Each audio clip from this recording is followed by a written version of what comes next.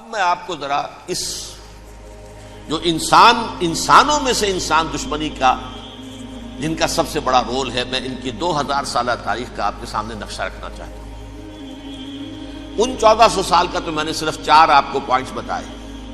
موسیٰ سے عیسیٰ تک 1400 برس علیہ الصلوۃ والسلام، 2 مرتبہ عروج، 2 مرتبہ زوال، اشیریوں کے ہاتھوں پٹوائی، بابلیوں کے ہاتھوں پٹانا، گریکس کے ہاتھوں مرمت، رومنز کے ہاتھوں مرمت۔ یہ جو 2000 سال ہیں، کیونکہ اب تو ظاہر بات ہے 21ویں صدی شروع ہو گئی، 20 صدیاں حضرت مسیح کو پوری ہو گئی۔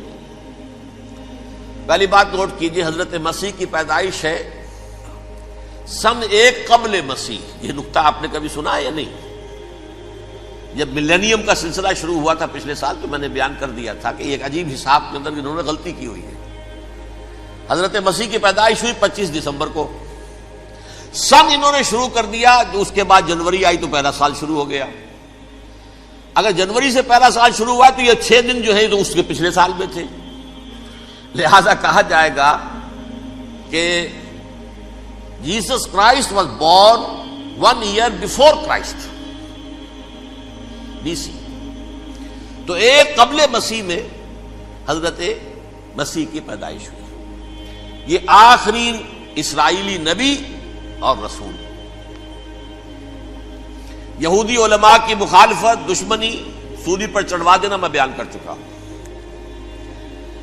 سن 33 عیسوی میں جبکہ حضرت مسیح کی عمر 33 برس تھی، اللہ تعالیٰ نے انہیں زندہ آسمان پر اٹھا لیا، لیکن یہودیوں نے اپنے خیال کے مطابق انہیں سولی پر چڑھوا دیا، ان کی موت واقع ہو گئی۔ اگرچہ اس کے بعد یہ اختلاف ہے ان میں، یہودی کہتے ہیں وہ سولی پر چڑھ گیا، ختم ہوا، مر گیا، عیسائی کہتے ہیں نہیں، انتقال ہوا ہے مسیح کا صلیب پر، لیکن پھر وہ دوبارہ زندہ ہو گئے ہیں۔ ان کی لاش ایک غار میں رکھ دی گئی تھی، وہاں ریزریکشن ہو گیا، ان کا باعث بعد الموت وہیں ہو گیا، اور پھر انہیں اللہ نے زندہ آسمان پر اٹھا لیا۔ تو ہمارے اور عیسائیوں کے درمیان نوٹ کر لیجئے، یہ چیز مشترک ہے کہ حضرت مسیح آسمان پر زندہ اٹھائے گئے۔ فرق کیا ہے؟ وہ سمجھتے ہیں کہ سولی دیے گئے، سولی پر مرے، پھر زندہ ہوئے، پھر گئے۔ ہم سمجھتے ہیں کہ نہیں، وما صلبوہ وما قتلوہ، انہوں نے نہ صلیب دے سکے انہیں اور نہ انہیں قتل کر سکے، بل رفعہ اللہ الیہ، اللہ نے اٹھا لیا۔ پھر ہمارا اور یہ اس کا عیسائیوں کا ایک اور اتفاق ہے، سیکنڈ کمنگ آف جیسس، حضرت مسیح دوبارہ آئیں گے، یہ عیسائیوں کا بھی عقیدہ ہے اور ہمارا بھی۔ بہرحال تو جیسا کہ میں نے عرض کیا کہ اس وقت یہ عذاب استیصال، عذاب اکبر کے مستحق ہو چکے تھے، لیکن اللہ نے ان کی مدت دراز کی ہے، لیکن ان پر دنیاوی عذاب کا ایک کوڑا جو ہے اللہ تعالی کی طرف سے اسی وقت برسا۔ دنیاوی عذاب دنیا میں رہتے ہوئے ختم نہیں کیا گیا۔ 37 برس بعد حضرت مسیح کے رفع سماوی کے 37 برس بعد سن 70 میں یہودیوں نے بغاوت کی رومیوں کے خلاف۔ رومی ٹائٹس جنرل تھا ایک، اس نے پھر جو حملہ کیا ہے، 1,33,000 یہودی ایک دن میں قتل کیا یروشلم میں،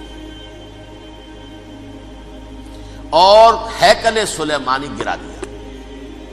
وہ ہیکل پہلے بھی گرا تھا، پہلے 1400 سال کے دوران میں بھی نبوکڈنیزر نے گرایا تھا، لیکن پھر اس کے 150 سال بعد انہوں نے دوبارہ بنا لیا تھا، اس لیے وہ اسے سیکنڈ ٹیمپل کہتے ہیں۔ پہلا ٹیمپل جو حضرت سلیمان نے بنایا تھا، نبوکڈنیزر نے گرا دیا 587 قبل مسیح میں، پھر دوبارہ انہوں نے 150 سال کے بعد بنا لیا۔ وہ اس تاریخ کا حصہ ہے، میں نے جس کے بارے میں آپ کو تفصیل نہیں بتائی۔ اس میں یہ ہوا سن 70 میں وہ گرا دیا گیا، وہ آج تک گرا پڑا ہوا ہے۔ نمبر 2، یہ کہہ دیا گیا کہ یہودیوں اس ارض فلسطین سے نکل جاؤ، تم یہاں نہیں رہ سکتے اب۔ لہذا جس کا جہاں سینگ سمایا چلا گیا، یورپ میں چلے گئے، ایشیا میں آ گئے، عرب میں آ گئے، یہ 3 قبیلے جو رات بھی میں نے عرض کیا تھا، بنو قینقاع، بنو نذیر اور بنو قریظہ، یہ وہاں سے آ کے مدینے میں آباد ہو گئے۔ جس کا جہاں سینگ سمایا، افریقہ میں، ہندوستان میں، جہاں چلے گئے، ڈایاسپورا اسے کہتے ہیں، وہ آپ نوٹ کر لیجیے اس لفظ کو، ڈایاسپورا، ہمارا دور انتشار، جبکہ ہمیں ہماری اصل سرزمین تو فلسطین ہے، حضرت ابراہیم کا مسکن، حضرت اسحاق حضرت یعقوب کا مسکن فلسطین، یہ ہے ہماری اصل جاگیر، یہ تو ہماری جدی پشتی جاگیر ہے، لیکن یہاں سے نکال دیے گئے سن 70 عیسوی میں، اور وہاں سے لے کے 1917 تک ان کا ڈایاسپورا جاری رہا۔ یہ دور انتشار ہے۔ اس دور انتشار کے اب چند حصے ہیں جس کو میں چاہتا ہوں کہ آپ علیحدہ علیحدہ سمجھ لیں۔ دور انتشار کا جو پہلا جو ہے تقریباً 300 برس رومی حکمران تھے، وہ یہودیوں کے بھی دشمن تھے اور عیسائیوں کے بھی دشمن تھے، عیسائی اور یہودی ایک دوسرے کے بھی دشمن تھے، لیکن رومی سمجھتے تھے کہ یہ ایک ہی تھیلی کے چٹے بٹے ہیں۔ رومیوں کے نزدیک عیسائی بھی یہودیوں ہی کا ایک فرقہ تھے، کوئی علیحدہ مذہب تو تھا ہی نہیں، لہذا رومی جو ہیں رومنز وہ ان دونوں کو ستاتے تھے، مارتے تھے، اور یہ آپس میں لڑتے تھے، یہودی عیسائیوں کو مارتے تھے، عیسائی یہودیوں کو مارتے تھے۔ یہ ہے 300 برس تک کی تاریخ۔ سن 300 عیسوی میں کیا ہوا؟ ایک معجزہ ہو گیا۔ بہت عظیم ایمپرر کانسٹینٹائن، قسطنطین اعظم، رومن ایمپررز میں سے بہت بڑا ایمپرر، وہ عیسائی ہو گئے۔ اب تو معاملہ بالکل تلپٹ ہو گیا، پوری سلطنت عیسائی ہو گئی۔ اب عیسائیوں کے عیش ہو گئے اور یہودیوں پہ مار پڑنی شروع ہوئی۔ اب عیسائیوں کا آپ خود سوچئے کہ جنہیں وہ خدا بنا بیٹھے ہیں، خدا کا بیٹا قرار دے رہے ہیں، ان کے قاتل کون؟ یہودی بدماش۔ لہذا ان کی وہ پٹائی شروع ہوئی ہے یورپ میں، پوری رومن امپائر میں انہیں ذلیل کیا گیا، شہروں میں آمد بند، علیحدہ رہو، گھیٹوز کے اندر رہو۔ یہودی کا نام جو ہے وہ گالی بن گیا، جیسے آج بھی یہودی گالی کہتے ہیں، جیسے خنزیر کا لفظ، آخر وہ بھی اللہ کی مخلوق ہے، لیکن آپ کو معلوم ہے کوئی شخص زبان پر نام نہیں لانا چاہتا خنزیر کا، سور کا، ہے تو مخلوق، وہ بھی ایک حیوان ہے۔ ایسے ہی یہ ہے یہودی گالی، جیوٹ گالی۔ لہذا ایک طرف تو ان دونوں کے درمیان دشمنی، جس کو قرآن کہتا ہے وَأَغْرَيْنَا بَيْنَهُمُ الْعَدَاوَةَ وَالْبَغْضَاءَ، ہم نے ان کے مابین دشمنی جو ہے پیدا کر دی۔ اور جب یہ پوری سلطنت عیسائی ہو گئی تو قافیہ تنگ ہو گیا یہودیوں کا۔ اب آئیے 571 عیسوی، یعنی جبکہ ڈایاسپورا کو کتنا عرصہ ہو چکا تھا؟ 500 برس۔ سن 70 سے شروع ہوا ڈایاسپورا، جب ٹائٹس نے گرایا ہے ہیکل کو اور نکال باہر کیا انہیں فلسطین سے، بھاگ جاؤ، یہاں ایک یہودی بھی نہیں رہے گا، فلسطین سے نکال دیے گئے۔ اس کے پورے 500 برس بعد سن 571 عیسوی میں حضور کی پیدائش ہوئی، ولادت با سعادت محمد الرسول اللہ صلی اللہ علیہ وسلم۔ 610 میں آپ پر وحی کا آغاز ہوا، لیکن حضور کے ساتھ ان کا معاملہ کیا رہا؟ اول تو جبکہ حضور ابھی مکے ہی میں تھے، یہودیوں نے ریشہ دوانیاں شروع کر دی حضور کے خلاف۔ قریش مکہ کو سکھاتے تھے، پڑھاتے تھے، ان سے یہ پوچھو، ان سے یہ پوچھو، یہ اس طرح تنگ کرو، ان سے یہ امتحان لو، یہ آپ کے علم میں ہے۔ سورہ بنی اسرائیل میں، سورہ کہف میں وہ سوالات، جو امتحانی سوالات آئے تھے، ذوالقرنین کون تھا، اصحاب کہف کون تھے، تم رسول بنے پھرتے ہو تو بتاؤ، اور یہ روح کی حقیقت کیا بتاؤ، یہ ساری ریشہ دوانیاں کر رہے تھے بیٹھے ہوئے، ابھی وہیں پر حضور ابھی پہنچے بھی نہیں۔ ہجرت فرما کر حضور تشریف لے آئے تو حضور نے، جسے ماسٹر سٹروک کہا جائے گا، یعنی اسٹیٹس مین شپ کا ماسٹر سٹروک، آپ نے مدینے میں آتے یہودیوں کے ساتھ پیکٹ کر دیا، جوائنٹ ڈیفنس پیکٹ آف مدینہ، کہ اگر مکے والے ہم پر حملہ کریں گے تو ہم مل جل کر ایک قوم کی حیثیت سے مقابلہ کریں گے۔ یہ میثاق مدینہ کہلاتا ہے، جس کے بہت غلط معنی پہنائے جا رہے ہیں آج کل۔ بہرحال میں موضوع میرا چونکہ یہ نہیں، میں ادھر نہیں جاؤں گا، لیکن ہوا کیا؟ ہر مرتبہ یہ خیانت کے مرتکب ہوئے، ان نے جو عہد کیے تھے ان سے پھرے، اندر ہی اندر سازش، ریشہ دوانی، حضور کی بدترین دشمنی۔ سورہ نساء کی آیت نمبر 12 میں 14 میں 13 میں فرمایا ہے لا تزال تطلع علی خائنۃ منہم، اے نبی ہمیشہ آپ کے علم میں ان کی طرف سے خیانتیں، بددیانتیاں آتی رہیں گی. اور بار بار وہ مسلسل جنگ کی آگ بھڑکاتے تھے. قریش کو دعوت دیتے، آؤ آؤ آؤ ہم اندر سے بغاوت کر دیں گے، تم آؤ تو صحیح، ختم کریں محمد کو اور اہل ایمان کو صلی اللہ علیہ وسلم ورضی اللہ تعالی عنہم اجمعین. لیکن پھر جب وہ آتے تھے تو یہ دبک جاتے تھے، ان میں ہمت نہیں تھی. میدان کے مرد نہیں رہے تھے کہ سورہ حشر میں ان کا نقشہ کھینچا گیا ہے. کھلے میدان میں مقابلے کی اس کے اندر صلاحیت ہی نہیں. یہ تو فصیلوں کے پیچھے سے، جیسے عورتیں کہیں دیہات میں لڑائی ہوتی ہے تو مرد جو ہے گلیوں میں لڑتے ہیں، عورتیں اوپر سے پتھر پھینکتی ہیں، بس وہ کام یہ کر سکتے تھے. من ورائے جدر، فصیلوں کے پیچھے سے، جنگ میں میدان میں نہیں آ سکتے. بہرحال قرآن مجید میں ہے یہ سورہ مائدہ کی آیت نمبر 64، کلما اوقدوا نارا للحرب اطفاها اللہ. اکثر و بیشتر مواقع پر تو یہ جب آگ بھڑکاتے تھے جنگ کی، اللہ اسے بجھا دیتا تھا. لیکن بہرحال اس کے باوجود جنگیں ہوئی، غزوہ بدر، غزوہ احد ہوئی کہ نہیں؟ یہ ساری اصل شرارت میں. اور اس کے نتیجے میں حضور نے پھر ایک ایک کر کے 3 قبیلوں کو سزا دی. غزوہ بدر کے فوراً بعد بنو قینقاع نکالے گئے مدینے سے، غزوہ احد کے فوراً بعد بنو نذیر نکالے گئے، اور غزوہ احزاب کے بعد بنو قریظہ نکال دیے گئے.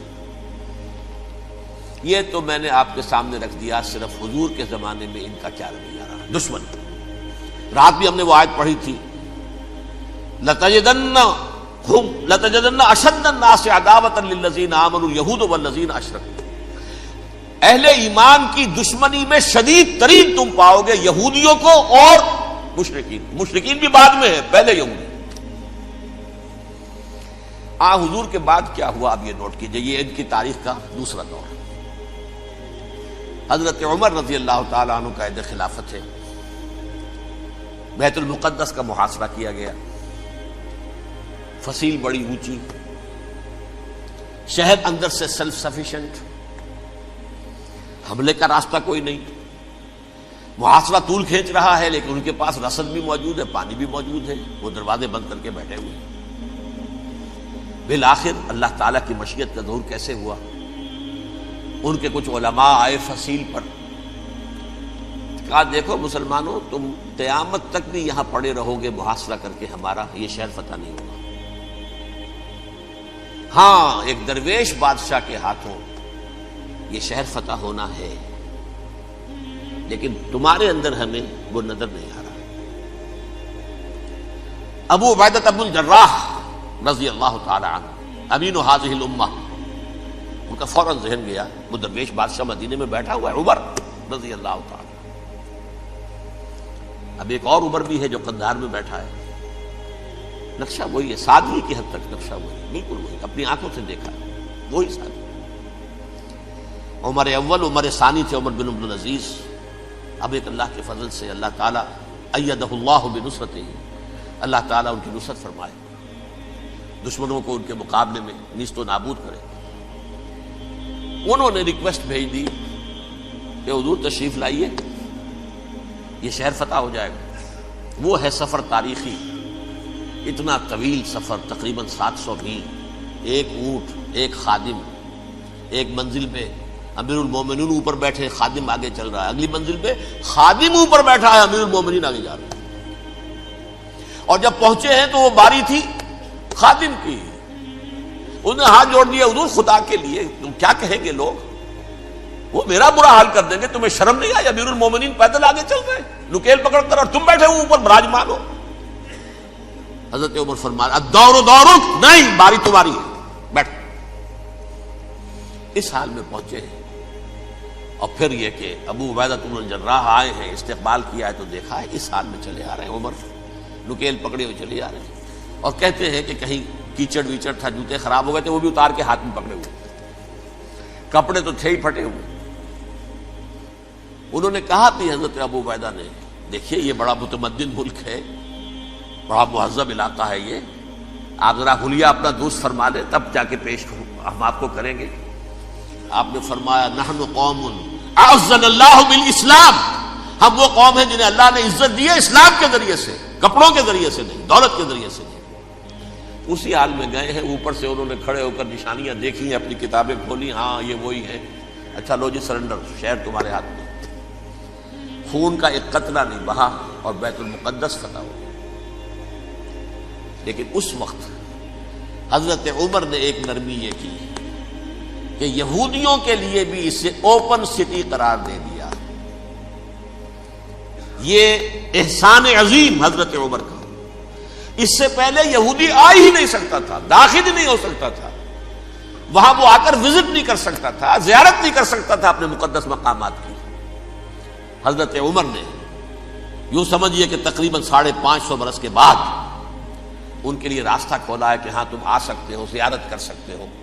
لیکن یہ عیسائیوں نے لکھوایا معاہدے کے اندر، انہیں یہاں آپ آباد ہونے کی اجازت نہیں دیں گے، لیکن کم وزٹ دی پلیسز، دیکھیں زیارتیں کریں اور جائیں۔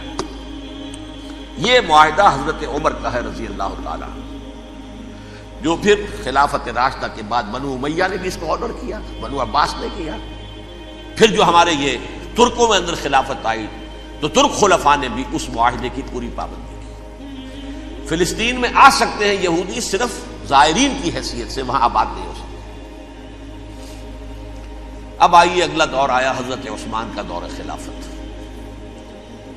یہ ہے وہ وقت کہ اب یہود نے امت مسلمہ کی پیٹھ میں چھرا گھونپا۔ وہ کیسے؟ ایک یہودی عبداللہ ابن سبا اسلام کا لبادہ اوڑھ کر آ گیا، معاشرے کا جائزہ لے لیا، ان میں بنو ہاشم اور بنو امیہ میں جو پرانی کشاکش تھی اس کے کچھ نہ کچھ جراثیم باقی ہیں، اگر ان کو ذرا بھڑکا دے تو مسلمانوں میں انتشار پیدا ہوگا۔ کہا یہ عثمان کون ہے؟ یہ تو بنو امیہ میں سے ہے، یہ حق تو بنو ہاشم کا ہے، خلافت ان کے پاس ہونی چاہیے، محمد کے تو رشتہ دار وہ ہے صلی اللہ علیہ وسلم۔ عوام الناس کے اندر بات پھیلنی شروع ہوئی، پھر ایک بڑی سازش کے انداز میں حضرت عثمان کے خلاف پروپیگنڈا، حضرت عثمان کے جو عاملین تھے، گورنر تھے، ان کے خلاف پروپیگنڈا، اور ایسی ہوشیاری کرتے تھے کہ کوفے میں کوفے کے حاکم کے خلاف کچھ نہیں کہنا، اجی مصر میں یہ ہو رہا ہے، اجی شام میں یہ ہو رہا ہے، اجی یہ جو عثمان ہے وہ یہ کر رہا ہے، یہ ظلم ہو رہا ہے، یہ لوٹ مار ہو رہی ہے، یہ خیانتیں ہو رہی ہیں۔ اب نہ تو اس زمانے میں مینز آف کمیونیکیشن، کیسے تصدیق کریں؟ افواہیں تو آپ آج کراچی کے اندر شروع ہو جائے تو پتہ نہیں چل سکتا کسی کو کہ کیا اس میں صداقت ہے کیا جھوٹ ہے، اور بری بات جو ہے فطرت انسانی کی کمزوری ہے، وہ فوراً قبول کرتا ہے، کسی کے بارے میں اچھی بات ماننے کو تیار نہیں ہوتا، لیکن بری بات تو فوراً تیار۔ بہرحال یہ فتنہ انہوں نے اٹھایا، حضرت علی کی الوہیت کا فتنہ اٹھایا، حضرت عثمان کے خلاف الفتنۃ الکبریٰ برپا کیا، حضرت عثمان شہید ہوئے۔ اس کے بعد 5 برس تک مسلمان ایک دوسرے کی گردنیں کاٹتے رہے، باہمی خانہ جنگی ہوئی، امت کو وہ زخم لگایا ہے جو آج تک جس سے خون رس رہا ہے۔ یہ شیعان عثمان اور شیعان علی تھے جو بعد میں پھر سنی اور شیعہ ہو، اور آج تک فتنہ کس نے جگایا؟ ایک عبداللہ ابن سبا یہودی اور اس کے کارندے، شیطان کا ایجنٹ، اور انسانوں میں سے بھی اس کے جو بھی حواریین تھے اور شیطانوں کے اندر سے بھی تھے، انہوں نے بھی اس آگ کو بھڑکایا۔ یہ آپ سوچ لیجئے کہ یہ کس نے وہ زخم لگایا؟ یہودی۔ اگلا دور آیا، خلافت راشدہ ختم ہوئی، بنو امیہ کا بھی دور کافی گزر گیا۔ طارق ابن زیاد 712 عیسوی میں حملہ کرتے ہیں اسپین پر۔ اسپین اس وقت عیسائیت کا بہت بڑا گڑھ، بڑے کٹر ترین عیسائی جو ہے وہ اسپین میں تھے، لہذا یہودیوں کی وہاں بہت پٹائی ہوتی تھی، یہ میں بتا چکا ہوں، دشمنی تھی ان کی تو چلی آ رہی تھی عیسائیوں کے ہاتھوں یہودیوں کی، وہ تو سن 300 عیسوی سے ایمپرر کانسٹنٹائن کے بعد سے شروع ہو گئی تھی۔ اس حوالے سے یہودیوں نے اس وقت چالاکی یہ برتی، کچھ راستے واسطے بتائے، کچھ مدد کی طارق ابن زیاد کی۔ طارق ابن زیاد نے انہیں اپنا محسن سمجھا، ہسپانیہ فتح ہو گیا تو یہودی چونکہ محسنین کی فہرست میں آ چکے تھے، انہیں بہت اقتدار نصیب ہوا، بڑی سپورٹ مسلمانوں نے دی۔ ان کے بڑے بڑے علماء جو ہیں اسی دور کے اندر پیدا ہوئے، بڑے بڑے تھنکرز ان کے اسی دور میں پیدا ہوئے۔ بن گوریون جو کہ ایک وزیر اعظم تھا اسرائیل کا، اس نے یہ لکھا ہے اپنی کتاب میں، Muslim Spain was the golden era of our diaspora. وہ ڈائسپورا جو 70 عیسوی سے شروع ہوا تھا اور 1917 عیسوی تک جاری رہا ہے، اس میں سے گولڈن ایرا ہمارا جو تھا وہ مسلم اسپین تھا. ہسپانیہ میں بیٹھ کر ہم عیش کیے. لیکن وہاں سے انہوں نے اور جو کچھ کیا، یہ تو داستان کے تو بہت سے گوشے ہیں، لیکن میں جس اسٹریٹ لائن میں چل رہا ہوں اس کے اعتبار سے ایک بات سمجھ لیجیے.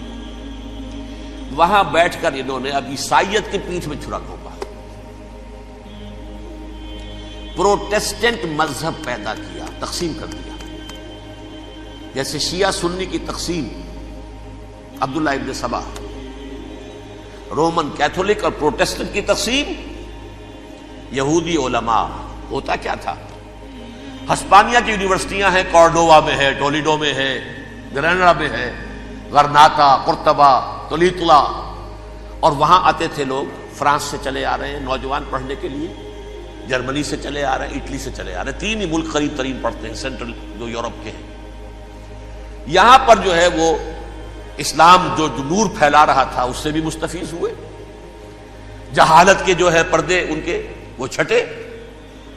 اس کے ساتھ ہی وہ یہودی وہاں ان کے اندر جو جراثیم داخل کر رہے تھے وہ اس عیسائیت کے خلاف بغاوت تھی جو اس وقت دنیا میں عیسائیت اس وقت تھی. پوپ کا راج تھا دنیا میں اس وقت.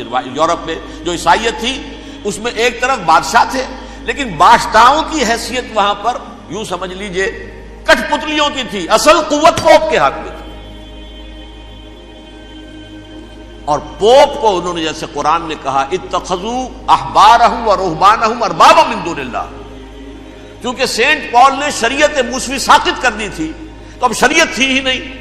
پوپ کو اختیار تھا جس چیز کو چاہے حلال قرار دے دے، جس چیز کو چاہے حرام قرار دے دے. اتخذوا احبارهم ورهبانهم اربابا من دون اللہ. انہوں نے کہا صاحب یہ پوپ کس بلا کا نام ہے، یہ بھی انسان ہے. بات تو ٹھیک تھی نا. اصل حیثیت تو کتاب کی ہونی چاہیے، ڈیوائن بک، دی ریویلڈ اسکرپچر. لہذا اور یہ کتاب ہر شخص پڑھ سکتا ہے. کوئی پوپ کے باپ کو جو ہے کوئی اس کے لیے پروپرائٹری رائٹس تو نہیں ہے کہ صرف پوپ پڑھ سکتا ہے یا پادری پڑھ سکتے ہیں. ہم بھی پڑھ سکتے ہیں، ہم بھی سمجھ سکتے ہیں. یہ باتیں تھی کہ جن کو بڑھا چڑھا کر بیان کر کے اور پوپ کا اقتدار ختم کرا دیا اور توجہ مرکوز کر دی بائبل کی طرف. اب بائبل میں بڑا حصہ تو اولڈ ٹیسٹامنٹ کا ہے. نتیجہ کیا ہوا؟ یہود کی عظمت پروٹیسٹنٹس کے نزدیک مسلم ہو گئی. اصل قوم تو یہ ہے. وہ دشمنی بدلی کہ نہیں بدلی؟ موسیٰ کے امتی یہ ہے، تورات موسیٰ کو دی گئی، ابراہیم کی نسل یہ ہے. لہذا وہ جو دشمنی تھی، جو عداوت تھی کہ ہمارے خدا کو سوری چڑھانے والے ہیں یہ بدماش، اس کا ازالہ ہوا اس پروٹیسٹنٹ مذہب کے نتیجے میں. یہ میں اب آپ کو بتاتا ہوں کہ ایک نتیجہ وہ نکلا ہے جسے برٹرنڈ رسل نے بیان کیا ہے.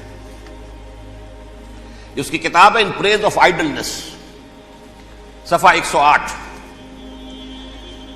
وہ لکھتا ہے the Christians retaining the Judaic belief in special revelation added to it the Roman desire for world wide domination and the Greek taste for metaphysical subtleties. The combination produce the most fiercely persecuting religion that the world has yet known. یہ 3 چیزیں آ کر عیسائیت میں مل گئی. ایک تو جب یہ اولڈ ٹیسٹامنٹ جو ہے وہ ان کے ہاتھ میں آ گئی، اور اس کے میں کچھ آپ کو بتا دیتا ہوں کہ اولڈ ٹیسٹامنٹ کی تعلیمات، کیونکہ یہ اولڈ ٹیسٹامنٹ جو ہے یہ محرف تھی.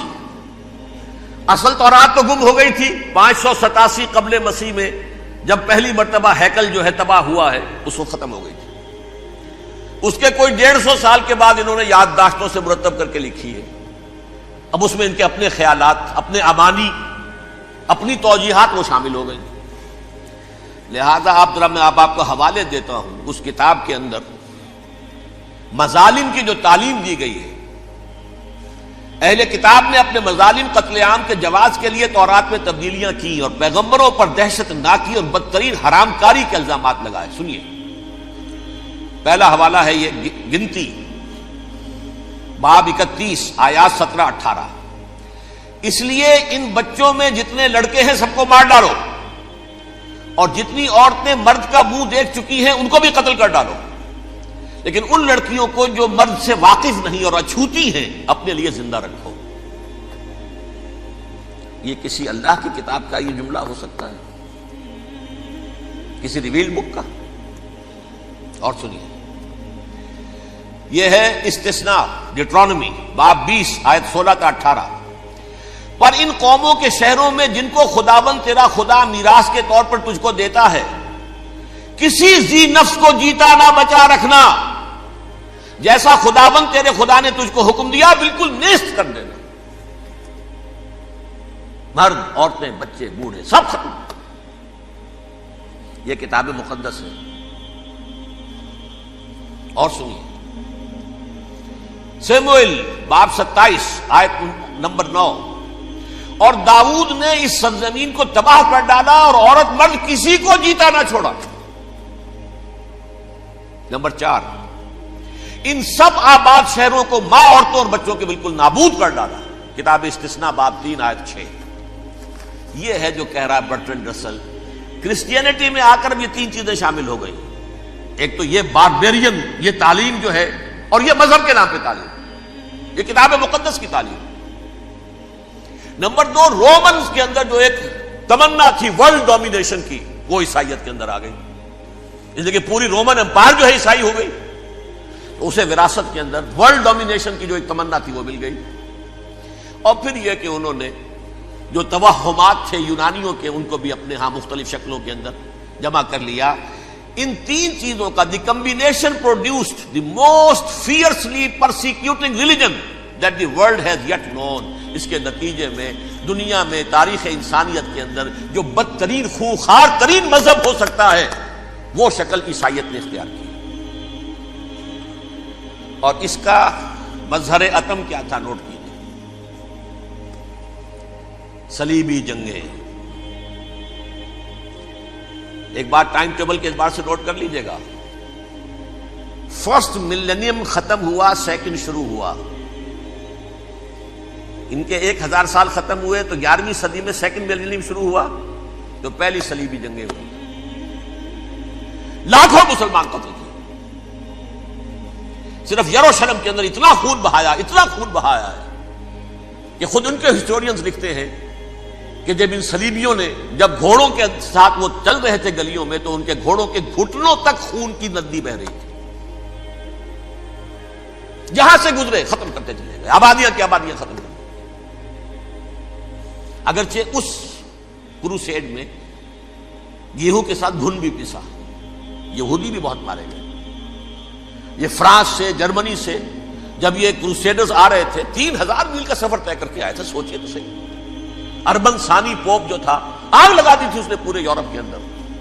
شرم سے ڈوب مرو، تمہارے مقدس علاقے مسلمانوں کے ہاتھ میں. انفیڈلز، یہ کافر، یہ مرتد، یہ ملحد. مسیح جہاں پیدا ہوا، مسیح کو جہاں سولی دی گئی، وہ کہاں ہے؟ ان کے ہاتھ میں. وہ آگ لگائی ہے. 3000 میل کا فاصلہ طے کر کے یہ لوگ قومیں آئی ہیں، اور جو تباہی مچائی ہے. تاریخ انسانی میں ایسی بربریت کی کوئی مثال. اور یہ ان کے اپنے ہسٹورینز لکھتے ہیں. شرم کے مارے ایسے محسوس ہوتا ہے جیسے ان کی گردنیں جھکی جا رہی ہیں.